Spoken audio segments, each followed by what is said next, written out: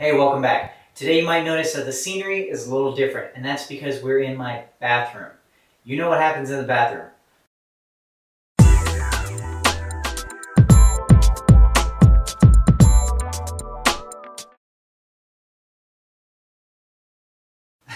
Okay, so if we aren't here to talk about the duck face, why are we in my bathroom? It's because today we're talking about oral health.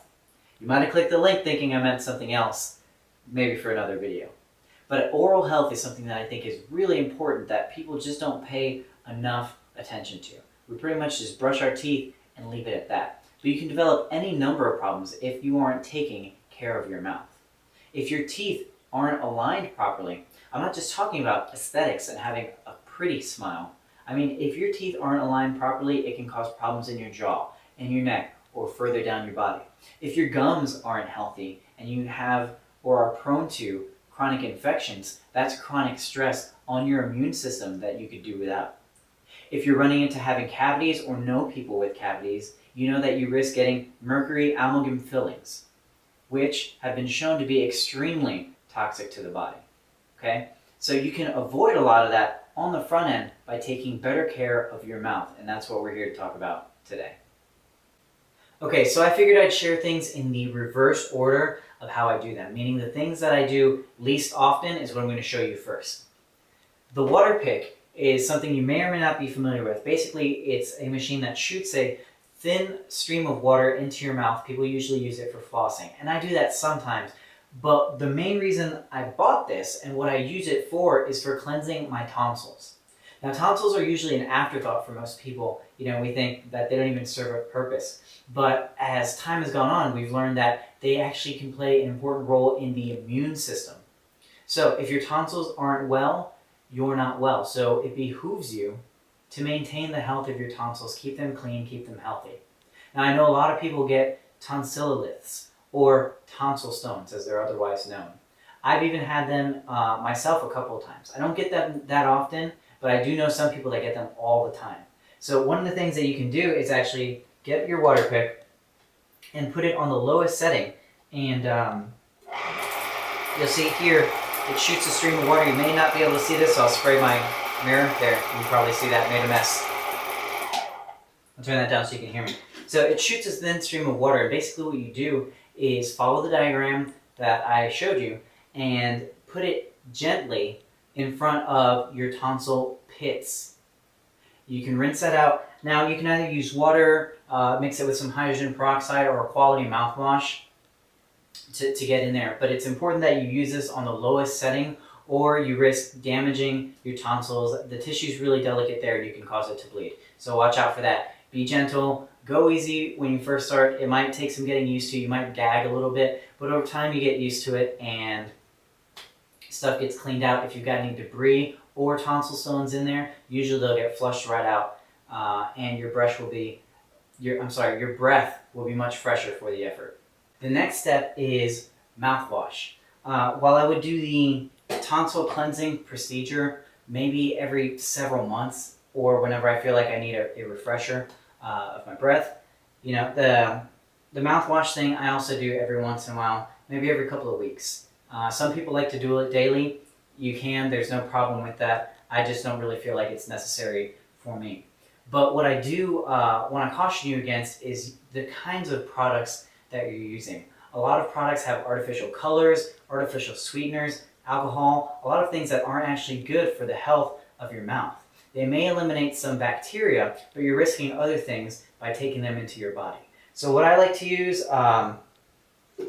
I tend to make my own here. We'll talk about that in a second. But there are some commercial products like this Essential Oxygen Organic Brushing Rinse, which is pretty much like water, aloe vera, essential oils, hydrogen peroxide. Very simple ingredients. That's what you're looking for. Because that's all you need is something to keep your mouth clean and healthy. You don't need the artificial colors. You don't need the neurotoxic artificial sweeteners. Okay, so go ahead and skip that. Here's one that's more common. You can get these at most grocery stores. TheraBreath. I don't like this as much as the Essential Oxygen, but it doesn't really matter because my favorite is making my own.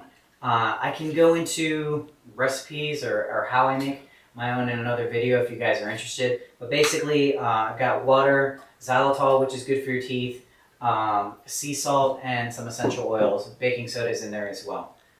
So what else are we doing pretty much every day, or at least should be doing pretty often? Flossing.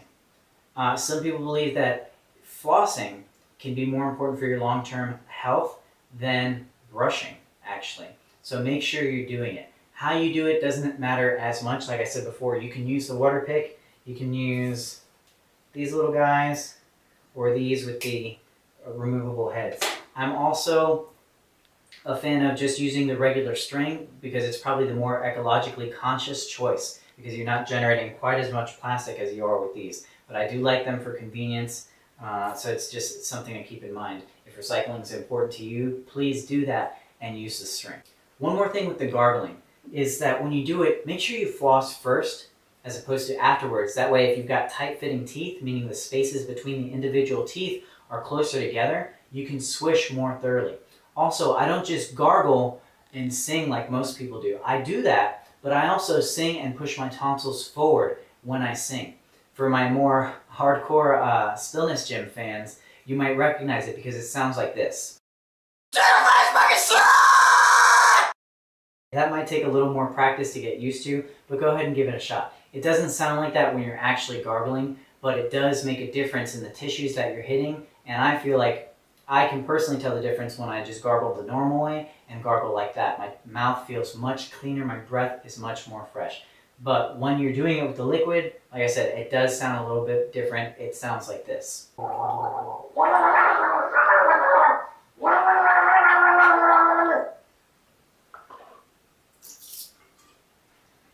That's it. So next up is toothpaste.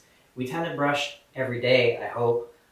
So if you're doing that, then it matters what you're putting in your mouth every day, right? So what are you brushing with? What are you not brushing with? Perhaps more importantly, what do you want to avoid? So fluoride is something that if you don't feel like you're deficient in or aren't showing any signs of deficiency in, you can go ahead and avoid that. I won't go too much in depth here about why. If you want, just Google it, or I can cover it in another video. But fluoride is something to avoid if you don't need it. Another one is sodium lauryl sulfate or sodium laureth sulfate. Also glycerin, which is found even in a lot of natural products. The reason you might want to avoid glycerin is because it's thought that it can leave a coating on your teeth, which prevents remineralization, which is a natural process that happens to keep your teeth healthy. So go ahead and avoid those if you can. If not, do the best you can with what you've got. For instance, here's now Xylowhite. I like it. I don't really use it because I make my own toothpaste, but it's a little bit more natural, avoids the fluoride, but still has glycerin in it. My personal favorite though, much like the mouthwash, is to make my own. You can see in here, this looks a little gross, but it tastes pretty good. It's a mixture of zeolites, baking soda, essential oils, coconut oil, almond oil. Leaves me feeling clean and healthy. But again, the bigger part is I'm avoiding the things that I don't. You know, it's great when you can make something yourself because you know exactly what it is that is going into your body and you have the control of the proportions and even the taste. So that's pretty nice. Finally, with brushing the teeth, what are you using to brush with? I prefer something like this, an electric toothbrush, a sonic toothbrush, whatever you want to call it, whatever you want to buy. Get something like that because it can clean so much better than a standard toothbrush. Okay, and I mean, it's totally worth the investment. I think this is the second one I've had in over 10 years. They last a really long time as opposed to, you know, switching out full toothbrushes every 3 months or more, depending on how you use them. So go ahead and do that because it's going to make a huge difference. You can feel it on the first brush, I promise you. If you've never tried one of these brushes, get it, try it, and you'll notice the difference first brush, I promise.